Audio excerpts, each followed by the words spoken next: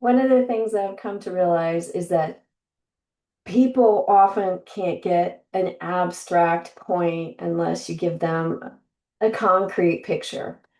So I'm going to give you the standard concrete picture that I try to use to describe the kind of control people who show up in Al-Anon exist. So here we go. You're a parent.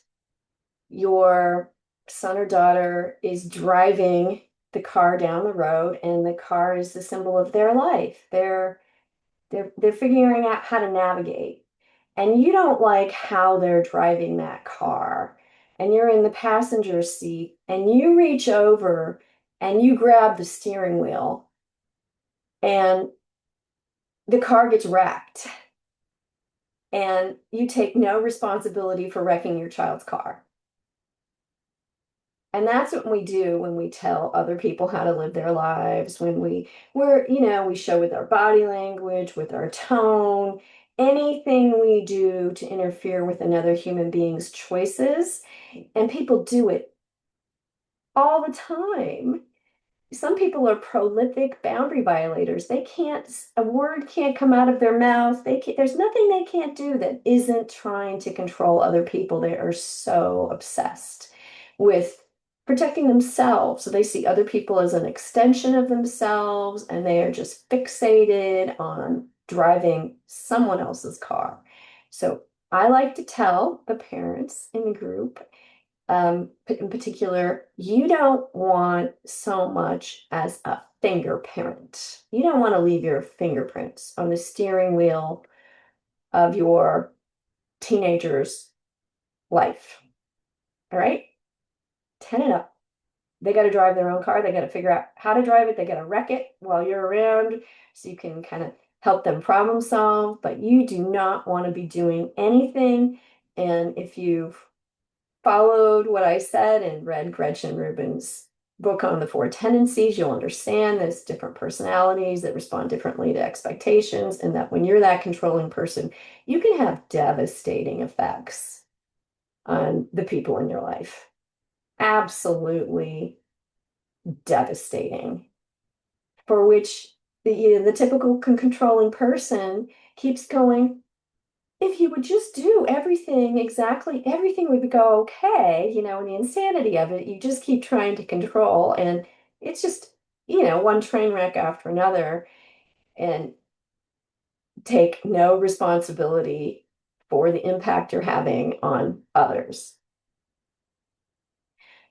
So here we go, March 28th. What happens when I physically hold on tightly to something? I turn my head away. I squeeze my eyes shut. My knuckles ache as my fists clench. Fingernails bite into my palms. I exhaust myself. I hurt. On the other hand, when I trust God to give me what I need, I let go. I face forward. My hands are free for healthy, loving, and enjoyable activities. I find unexpected reserves of energy. My eyes open to see fresh opportunities. Many of us which have been there, many of which have been there all along. Before I complain about my suffering, I might do well to examine myself. I may be surprised by the amount of pain I can release, simply letting go. Today's reminder: how much can God give me if I am not open to receive? When I hold on to a problem, a fear, or resentment, I shut myself off to the help that is available to me. I will loosen my grip on something today. I will let go and let God. And here's the quote: all I had to do was become the least bit willing to open my clenched fist, a tiny grudging bit, and miracles happened. That's God as I understand him today.